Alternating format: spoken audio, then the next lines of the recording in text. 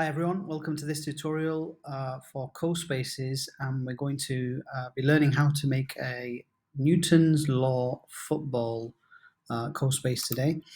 Just to have a quick recap of what that should look like.